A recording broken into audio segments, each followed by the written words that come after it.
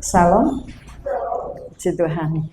Selamat pagi Bapak Ibu yang dikasih Tuhan. Salam sejahtera, sehat selalu. Puji Tuhan. Itu Cacan apa ya? Selamat pagi Can. Sorry matanya sudah bular. Saya ingin mengajak Bapak Ibu berdoa sekali lagi. Sucikan, kuduskan kami Tuhan.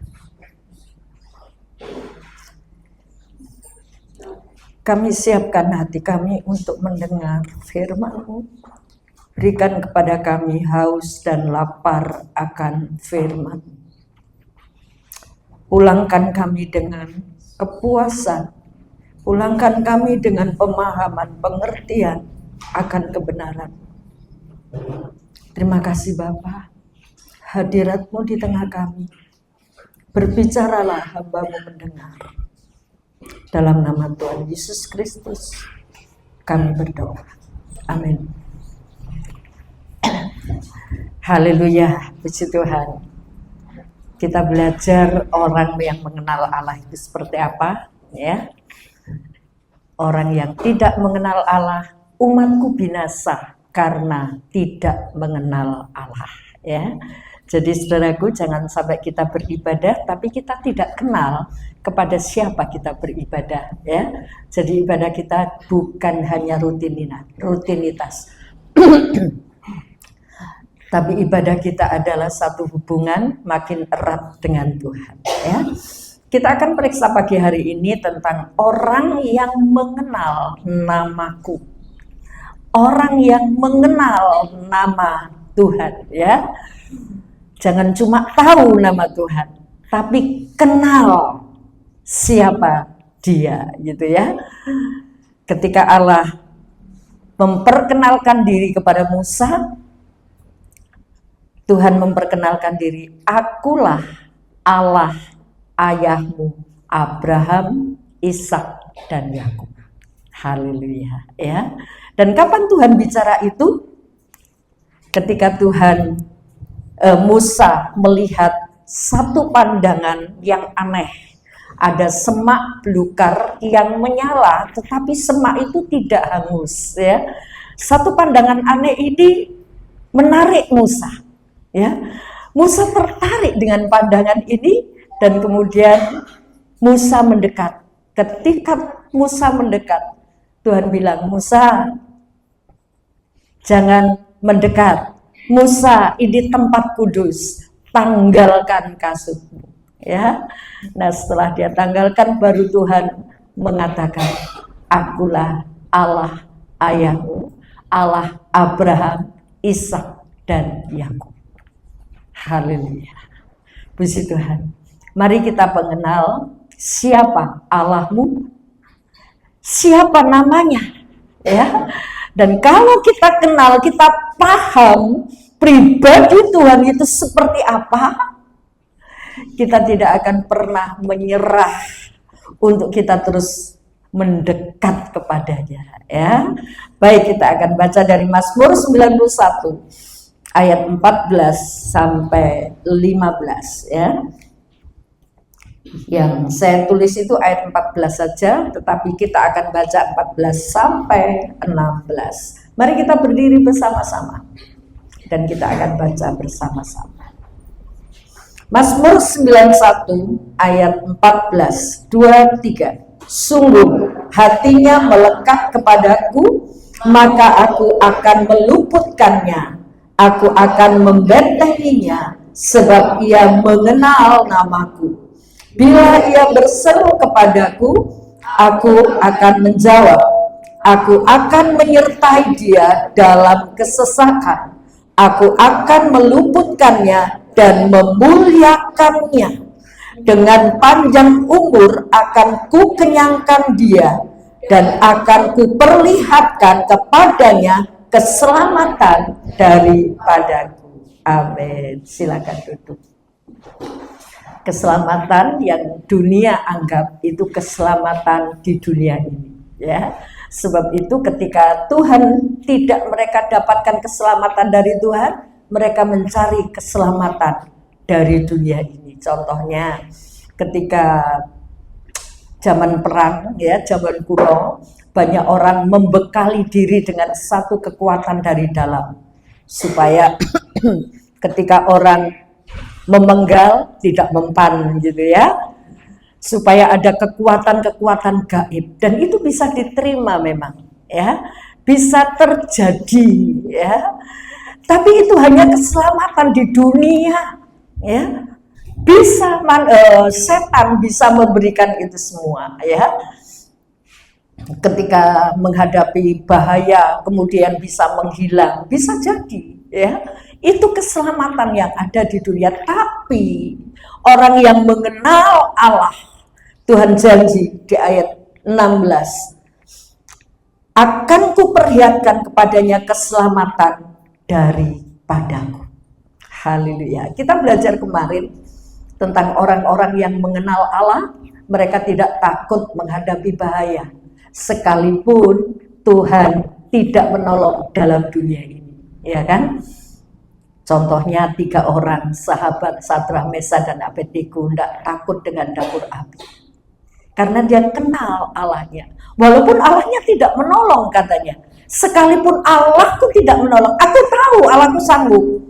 Tetapi sekalipun Allahku tidak menolong, tidak membebaskan aku dari api itu, sekali-kali aku tidak akan menyembah dewa Tuhan.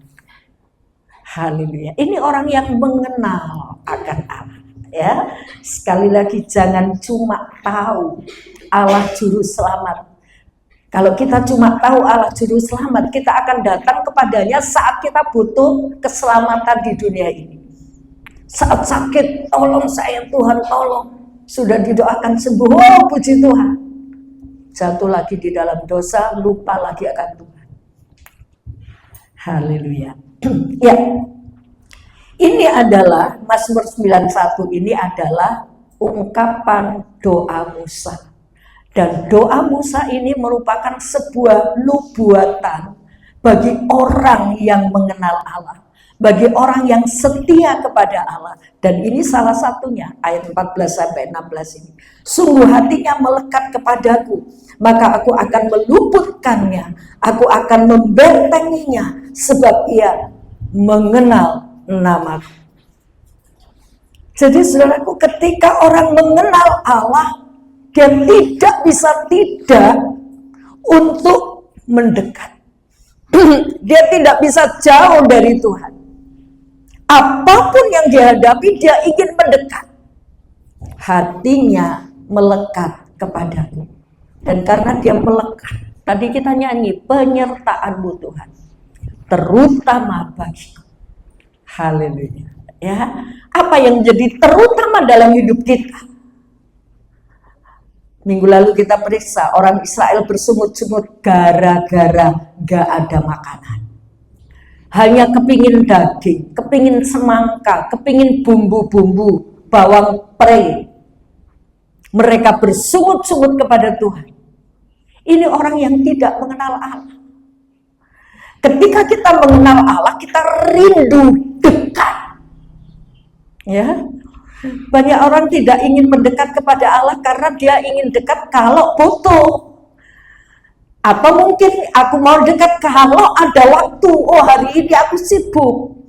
Tapi orang yang melekat kepada Tuhan, tidak peduli apapun yang terjadi, aku rindu.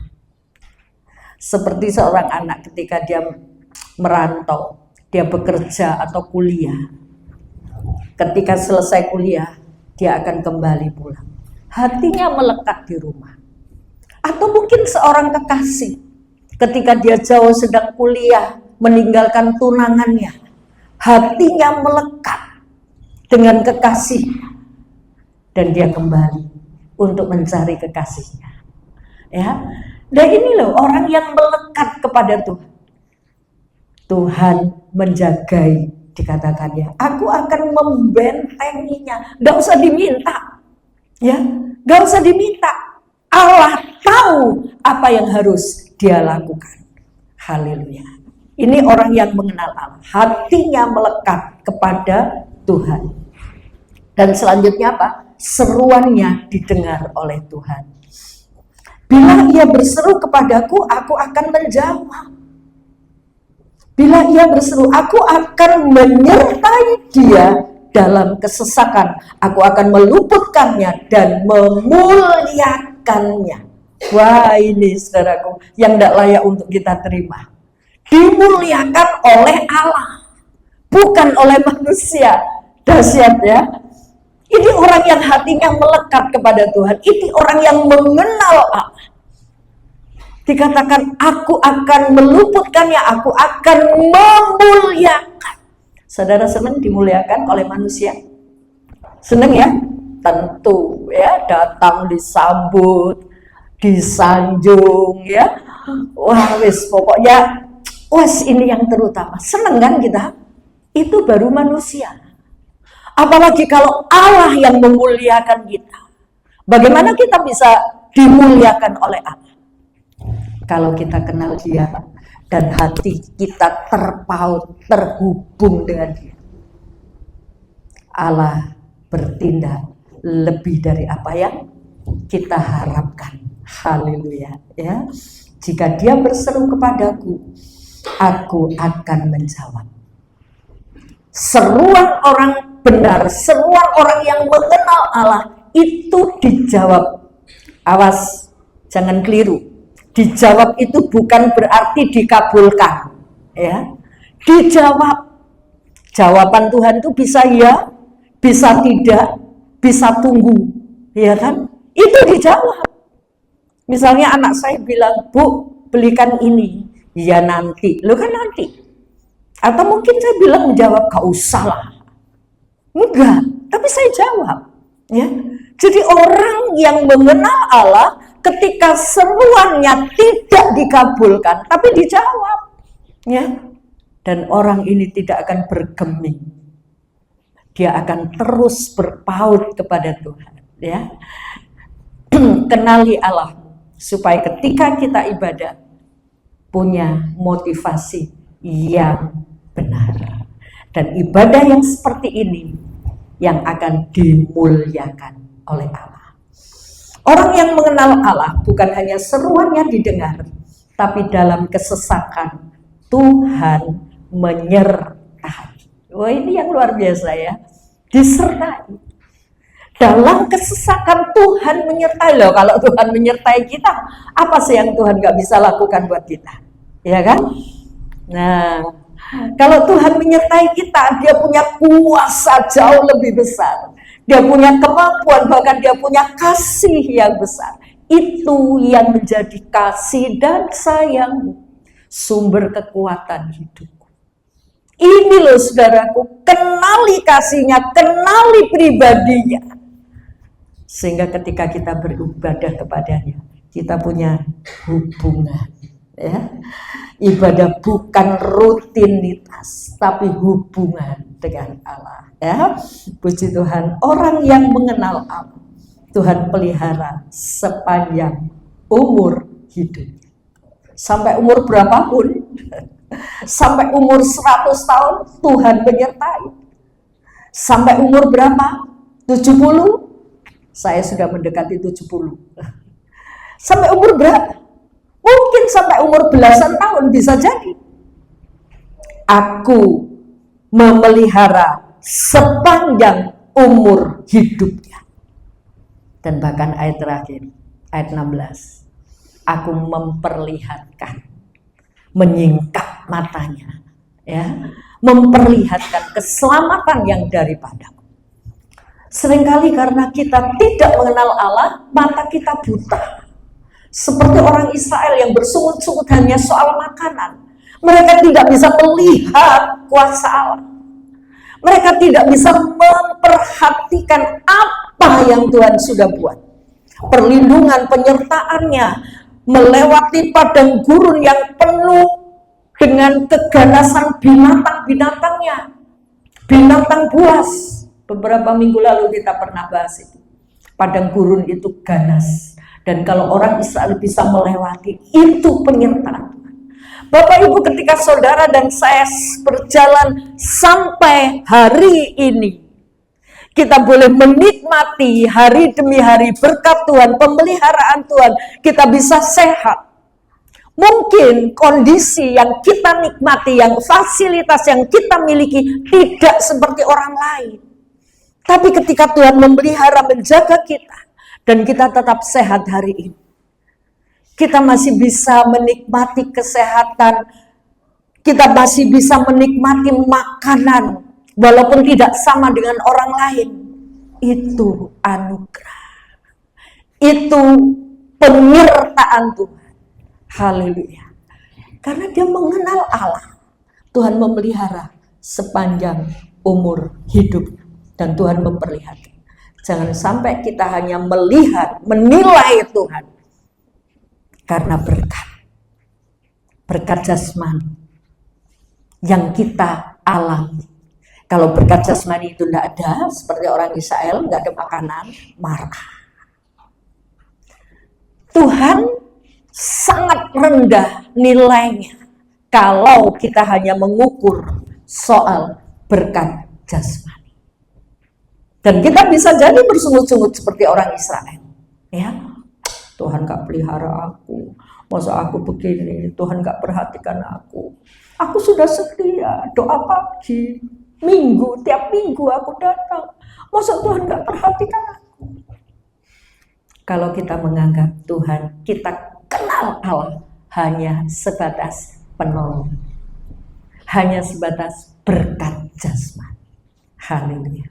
Mari kita akan periksa seorang nabi, Elisa, yang mengenal Allah saat dia menghadapi tentara Aram yang menyerang orang Israel. Ya, Nabi Elisa ini ditempatkan untuk menjadi juru bicara Allah kepada orang Israel. Dan Tuhan melengkapi Elisa dengan hal-hal yang ajaib. Hal-hal yang tidak dikenal oleh orang Israel. Kita akan baca dari 2 Raja-Raja pasal 6 ayat 8 sampai ayat 10. 2 Raja-Raja. Silakan. Tindakan Elisa dalam peperangan melawan Aram. Raja negeri Aram sedang berperang melawan Israel. Ia berunding dengan pegawai-pegawainya, lalu katanya, ke tempat ini dan itu haruslah kamu turun menghadang. Tetapi abdi Allah menyuruh orang kepada Raja Israel mengatakan, awas, jangan lewat dari tempat itu, sebab orang Aram sudah turun menghadang ke sana. Sebab itu Raja Israel menyuruh orang-orang ke tempat yang disebutkan abdi Allah kepadanya. Demikianlah Elisa memperingatkan kepadanya supaya berawas-awas di sana, bukan sekali 2 kali saja. Ya. Jadi waktu itu ada tentara Aram atau dari negeri Syria, Asyur ya, menyerang Israel ya. Zaman dulu memang gitu ya, kalau musim perang itu wah, siapa yang mau nyerang dulu, ingin menjarah, ingin mengalahkan ya. Kalau sudah kalah dijarah harta bendanya, dan yang negara yang kalah harus tunduk menyerahkan upeti kepada negara yang menang. Nah, ini tentara Asyur mengepung, mau menyerang orang Israel. Dan Elisa tahu ketika orang-orang Aram ini berunding, ayo kita menyerang orang Israel lewat jalan sini, besok lagi lewat jalan sana. Dan ketika orang Aram, tentara Aram merencanakan, kan mau perang mestinya rapat dulu ya, pemimpin-pemimpin perang, panglima perang mesti memberi aba-aba. Jadi tentara-tentara perang tidak akan melangkah tanpa komando dari panglima perang. Nah, raja memberitahu, kamu serang lewat sini, lewat satu tempat ini. Nah, mereka menyerang. Lah saat itu Elisa tahu. Elisa mendengar walaupun dia tidak ada di dalam perencanaan orang Aram itu. Tapi Elisa tahu, diberi hikmat oleh Tuhan, sehingga Elisa tahu akan ada bahaya bagi orang Israel. Sebab itu Elisa memberitahu raja, awas, kamu jangan lewat situ. Di situ nanti ada tentara Aram yang menyerang. Atau mungkin di situ akan ada tentara Aram yang menyerang, kamu jaga-jaga dan kamu serang mereka. Sudah tahu begitu? Nah, Israel mulai berawas-awas karena ada musuh. Kemudian tentara Aram, loh ke orang Israel tahu ya kalau kita menyerang dari sini. Besok lagi seperti itu, menyerang di tempat yang lain. Tapi orang Israel tahu kenapa, karena Elisa memberitahu. Kemudian Raja Aram ini marah sama tentara-tentaranya. Ayo, siapa di antara kamu yang menjadi mata-mata orang Israel? Siapa di antara kamu yang pro dengan orang Israel? Tetapi salah seorang dari orang Aram ini berkata, bukan, gak ada dari kami yang jadi mata-mata Israel. Tapi di Israel ada Elisa. Elisa itu tahu apa yang raja percakapkan, apa yang raja rencanakan, sekalipun di dalam kamarmu. Itu pernyataan orang-orang Aram, ya, menjawab kepada raja ketika rajanya marah. Siapa di antara kalian yang menjadi mata-mata Israel? Nah, ketika raja mendengar, ayo sekarang kita cari di mana Elisa tempatnya. Satu orang menjawab, oh dia di Dotan, ya, di satu tempat di Dotan. Kejar, tangkap dia. Dikirimlah tentara untuk menangkap satu orang, untuk menangkap Elisa seorang. Dikirimnya tentara untuk membunuh, menangkap Elisa. Nah, saudaraku, kita melihat di sini ketika ada Elisa, orang yang mengenal Allah, menjadi juru bicara Allah kepada orang Israel, dan Israel mau mendengar. Selamatlah orang Israel, karena mendengar apa yang dikatakan oleh Elisa. Dan Elisa ini siapa? Elisa ini orang yang takut akan Allah. Elisa ini seorang nabi yang kenal siapa Allahnya. Dan Elisa tahu ada bahaya. Dan ketika Elisa tahu ada bahaya, disampaikannya peringatan kepada orang Israel.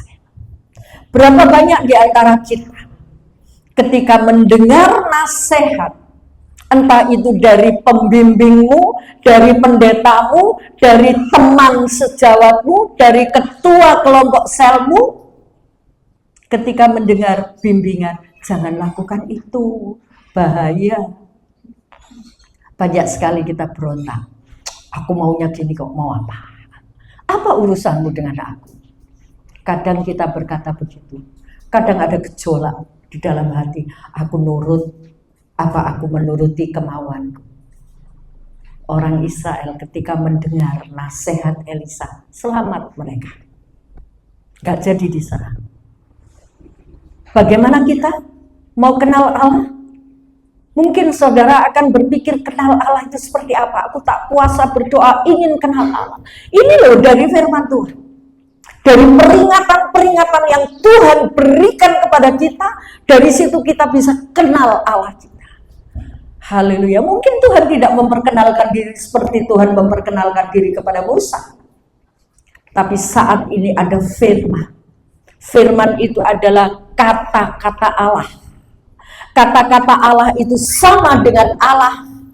Kalau kita memperhatikan firman, kita memperhatikan kata-kata Allah, lambat laun kita akan kenal siapa Allah, sehingga kita bisa beribadah dengan tulus ikhlas. Seperti pesannya Daud kepada Salom, kenal Allahnya ayahmu dan beribadahlah kepadanya dengan tulus ikhlas. Haleluya. Jadi saudaraku, orang yang mengenal Allah, yang pertama, dia mengetahui jalan-jalan yang berbahaya.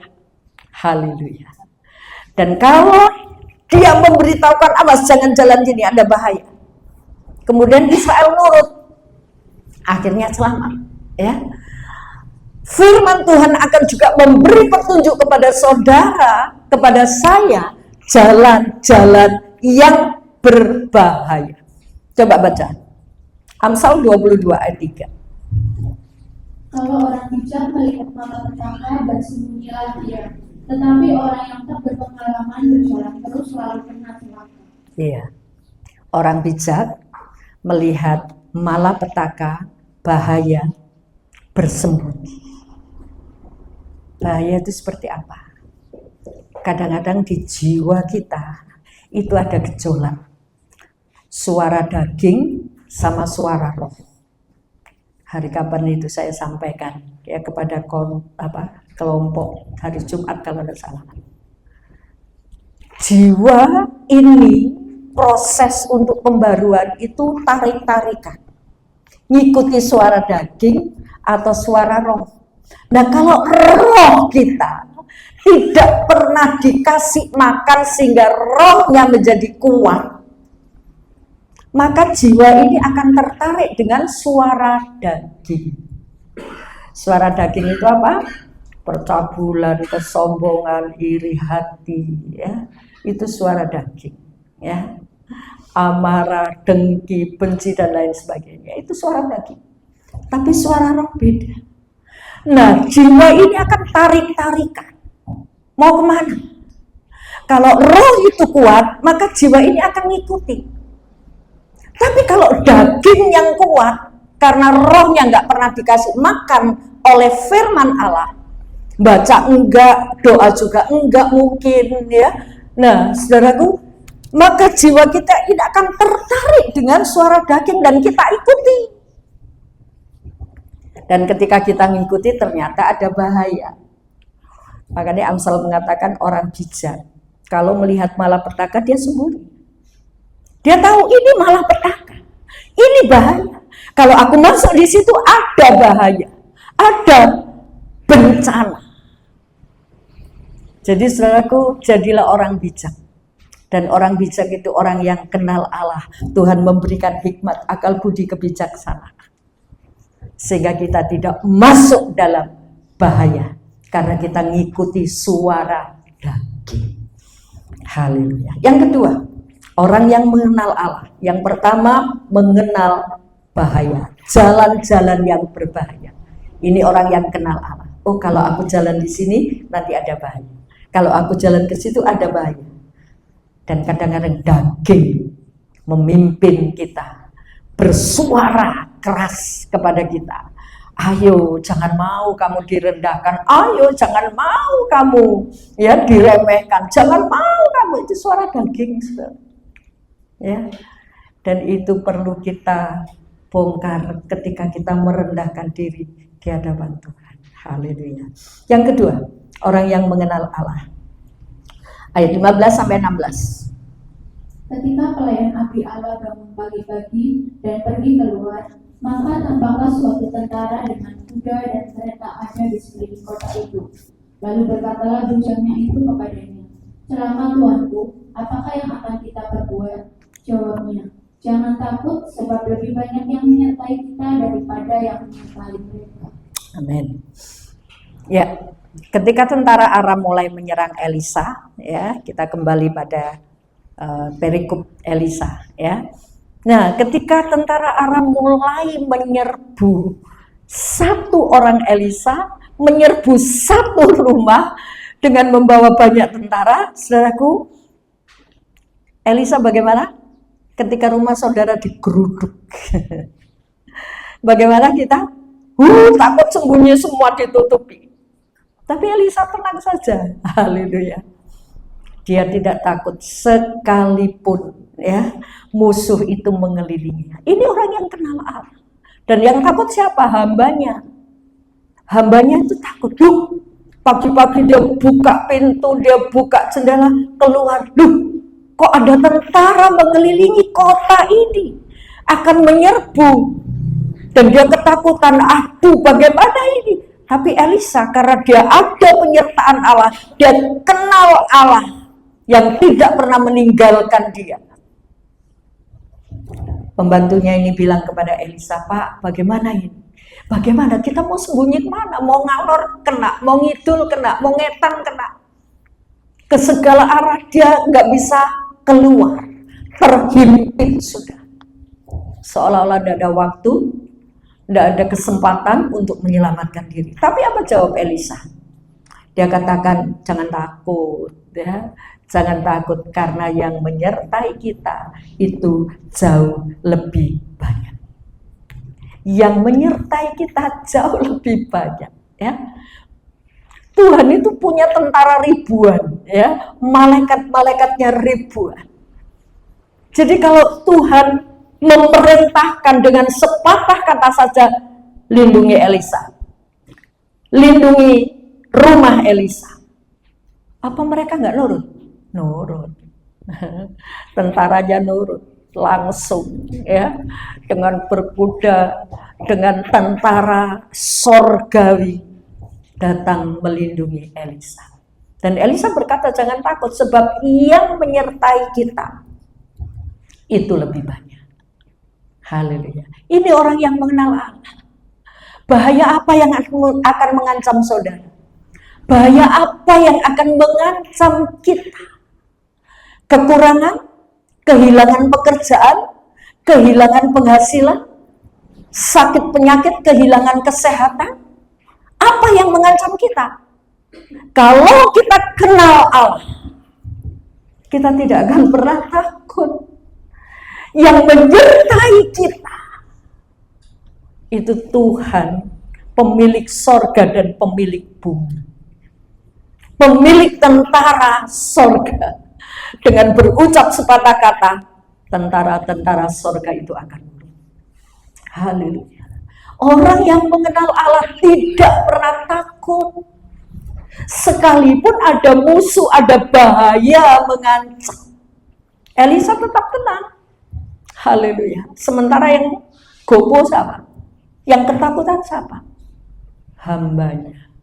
Haleluya. Dan dalam kondisi seperti ini apa yang dilakukan Elisa? Ayat 17. Lalu berdoalah Elisa, ya Tuhan, bukalah kiranya matanya supaya ia melihat. Maka Tuhan membuka mata bujang itu sehingga ia melihat. Tampaklah gunung itu penuh dengan kuda dan kereta berapi sekeliling Elisa. Yes. Nah, saudaraku, seringkali mata kita tertutup karena kita tidak kenal Allah. Seringkali kita tidak bisa melihat apa yang Tuhan kerjakan dalam hidup kita. Kita dimampukan melewati masalah demi masalah. Kita dimampukan melewati kondisi-kondisi yang tidak menyenangkan. Mungkin waktu kondisi COVID, kita bisa melewati. Seringkali itu tidak masuk di agenda pikiran kita. Karena kita tidak kenal bahwa semua itu Tuhan yang bekerja. Kita tidak mengenal Allah. Sehingga seperti hambanya Gehazi ini, gimana ini itu Tuhan ini, gimana tentara, bingung. Tapi Elisa tenang. Karena dia kenal Allah. Allah yang menyertai. Makanya dia berdoa. Elisa berdoa untuk hambanya yang buta akan pekerjaan Allah. Dan Elisa berdoa, bukakan matanya. Ya Tuhan, bukalah kiranya matanya supaya ia melihat. Melihat apa? Melihat penyertaan Tuhan. Jadi saudaraku, ketika saudara mengenal Tuhan lebih dalam, dan ada orang-orang yang belum mengenal baik tentang Allah, dan melakukan hal-hal yang tidak baik, jangan menuduh, jangan menuding, jangan menghakimi. Doakan. Doakan supaya mata mereka tercelik bahwa Allah yang menyertai itu lebih kuat, lebih dahsyat.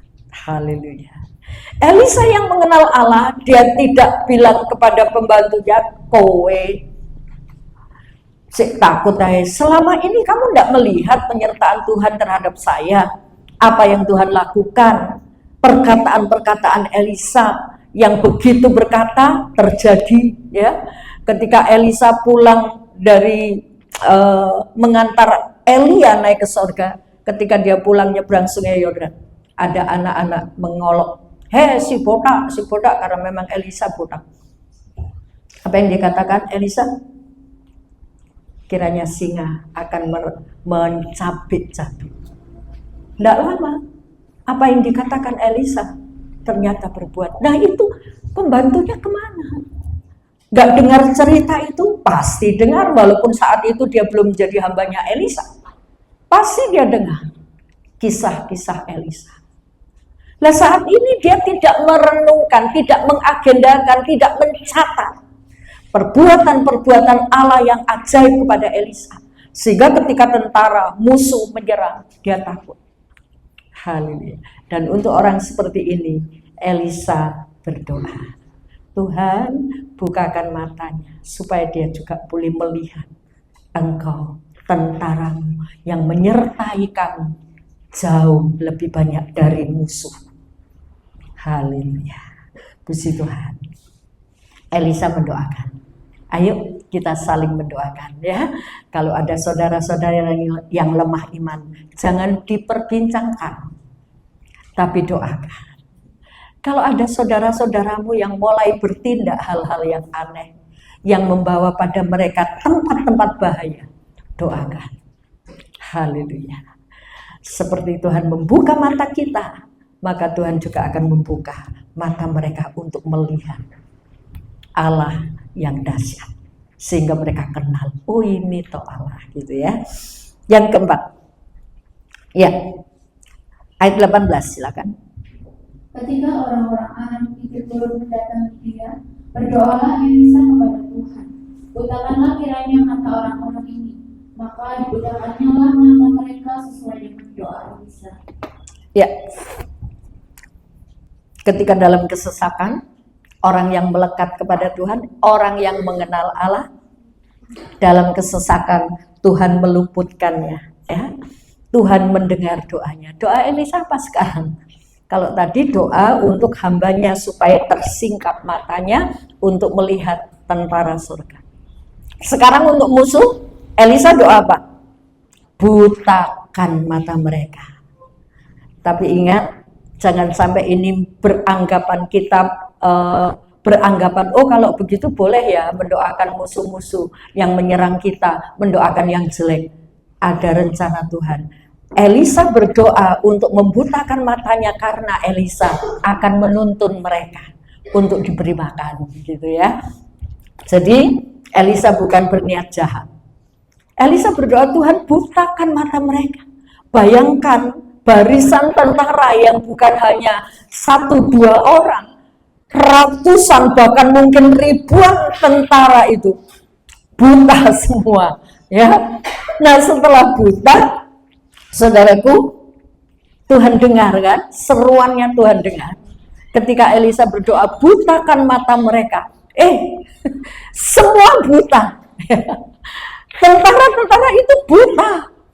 Sampai bingung ya. Loh, aku kok nggak bisa melihat? Satunya bilang, iya aku juga nggak bisa. Loh ini gimana? Jalannya kemana? Sampailah mereka dan Elisa dekat. Kamu cari siapa? Ya, kamu cari Elisa. Bukan di sini tempatnya. Ingat, ini bukan sebuah kebohongan ya, tapi ada rencana Elisa untuk membawa mereka diberkati ya. Ini bukan tempatnya, ayo tak anter gitu ya. Ayo tak anter ke tempat yang kamu cari gitu ya. Nah, ternyata dipimpin oleh Elisa ya. Saya juga nggak bisa membayangkan bagaimana ratusan atau ribuan orang yang semua buta, yang memimpin cuma Elisa. Nggak tahu itu bagaimana, saya nggak bisa bayangin gitu ya. Nah, mungkin gambar-gambar ini sedikit membantu kita ya. Nah, saudara, ketika Elisa menuntun mereka ya ke tentara Israel di Samaria. Dari Dotan ke Samaria itu kurang lebih 16 kilo. Kira-kira naik apa mereka? Jalan kan? Elisa berjalan 16 kilo dan orang-orang yang buta itu juga berjalan. Sampailah mereka di Samaria, ibu kota Israel. Sampai di sana, terus Tuhan bilang, Elisa berdoa, Tuhan bukakan mata mereka lagi. Apa sih yang Tuhan gak bisa lakukan? Elisa berdoa, butakan mereka, buta kabeh. buta semua. Dan ketika Elisa berdoa, bukakan mata mereka, mereka mulai melihat, loh, aku di mana? Bukan di tempat Elisa, tapi di tempat kerajaan Israel. Loh, aku ada di wilayah musuh. Haleluya. Nah, saudaraku, kita melihat bahwa Elisa yang dalam kesesakan, dalam serangan musuh, Tuhan mendengar ketika dia berdoa. Dalam kesesakan Tuhan mendengar seruannya. Dan Elisa punya rencana, tak bawa kepada orang Israel, tak bawa kepada raja Israel. Haleluya. Nah, saudaraku, inilah orang yang mengenal Allah. Haleluya. Enggak takut dengan bahaya, ya.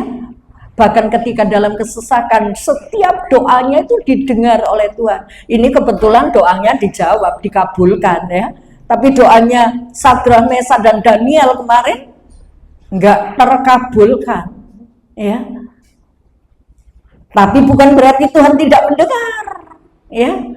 Bukan berarti Tuhan tidak mendengar. Ternyata walaupun tidak terkabulkan, Allah bertindak jauh lebih dari apa yang mereka pikirkan.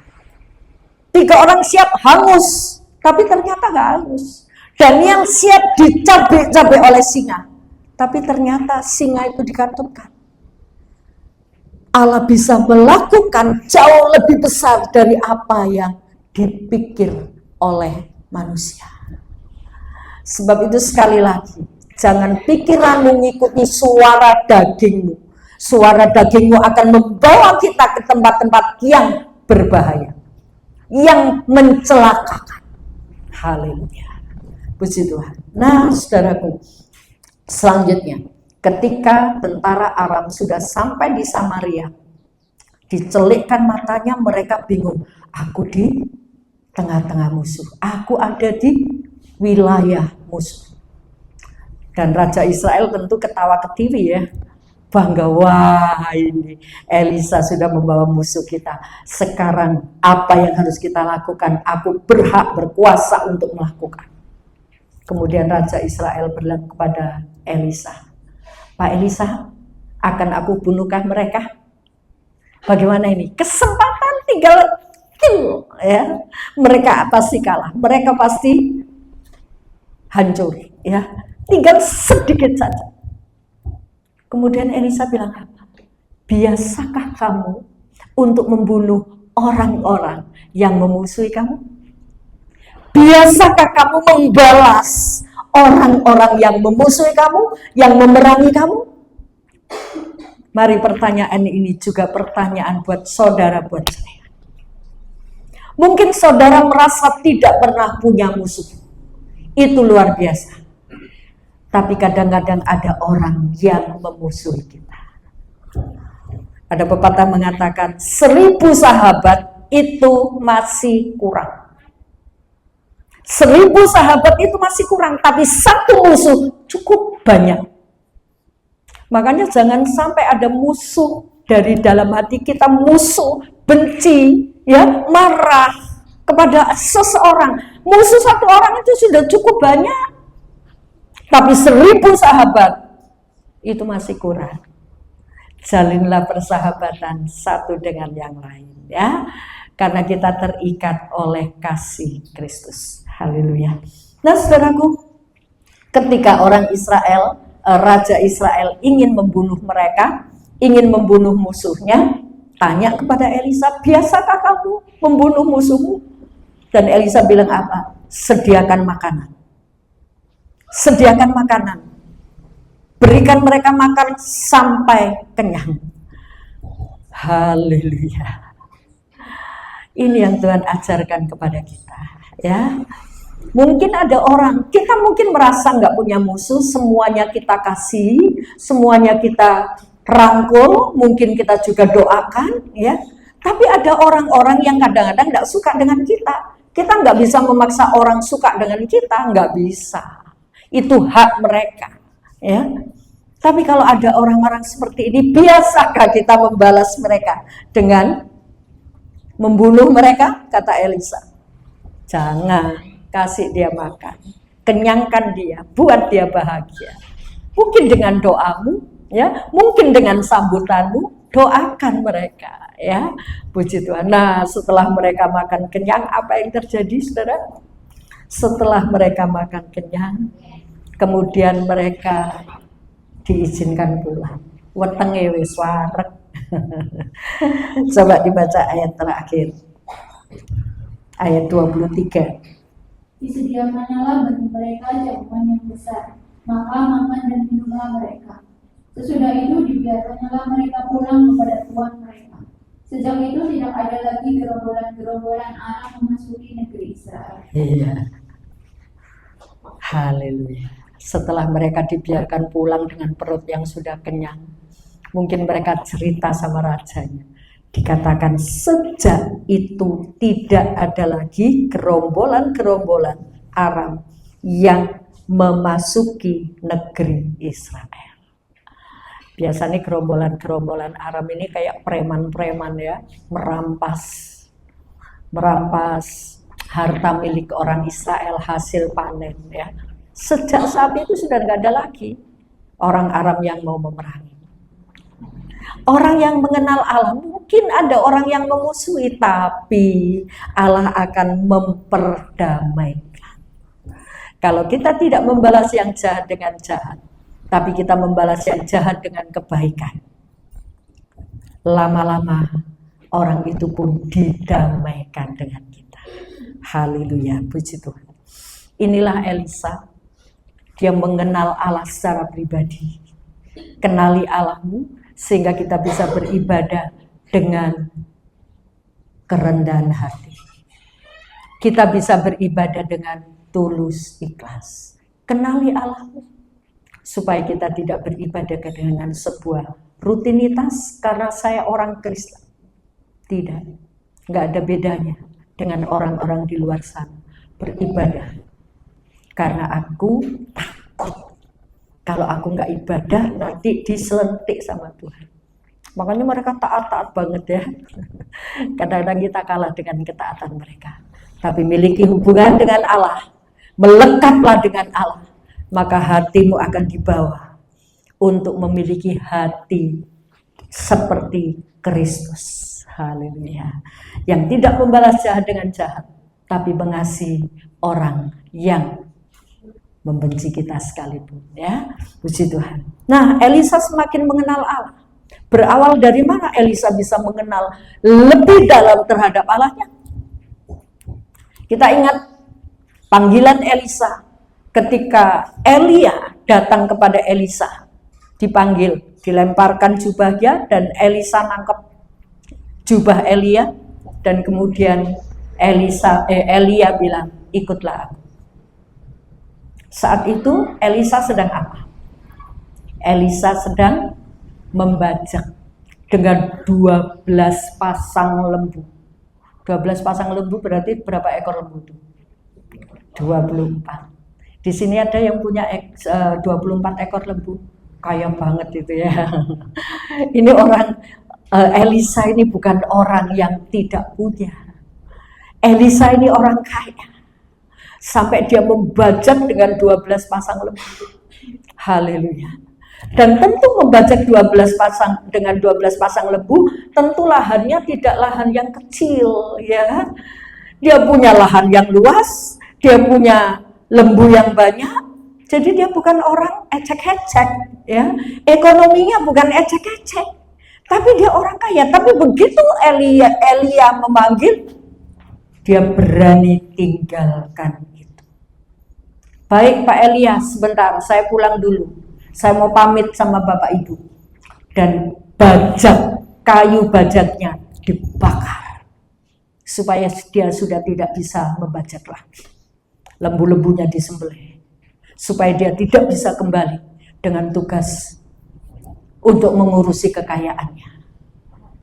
Dari awal ini Elisa punya niat menanggapi panggilan Allah melalui Elia. Haleluya. Dan dari situ Elisa makin hari makin dekat dengan Elia. Elisa makin dekat, makin melihat apa yang diperbuat oleh Elia. Bahkan saat Elia mau naik ke sorga, mau diangkat oleh Tuhan. Elia sudah penggak, wes kowe nang kene bae. Ora sampe liwahku. Enggak, aku mau ikut. Sampai pengikut-pengikut Elia sudah mundur, bahkan mengolok-ngolok, ngapain kamu ikut Elia? Kamu tahu nggak Elia itu mau naik ke surga? Diam kamu, aku mau ngetut nih guruku. Nah saudaraku, pengenalan Allah, Elisa mengenal Allah itu tidak instan, tapi peristiwa demi peristiwa dia membawa dirinya untuk tetap setia atas panggilannya, sampai akhirnya dia punya pengenalan yang dalam akan Allahnya. Jadi pengenalan kita akan Tuhan itu tidak instan. Aku tak puasa 40 hari 40 malam di Gunung Serandil misalnya, di tempat yang sepi di Gunung Batu Raden misalnya, di Goa Serebadak mungkin. Terus toing langsung kita kenal Allah. Enggak juga, saudara. Proses, semua itu proses. Kalau saudara ingin kenal Allah, mulailah melangkah hari ini untuk memeriksa firman-Nya, untuk mengagendakan peristiwa demi peristiwa yang terjadi. Terima kasih Tuhan, saya boleh melewati hari ini. Haleluya. Mari Bapak Ibu, saya rindu membawa saudara untuk mengenal Allah lebih dalam, supaya kita tidak binasa. Firman Tuhan katakan, umatku binasa karena tidak mengenal Allah. Supaya ibadah kita tidak sia-sia.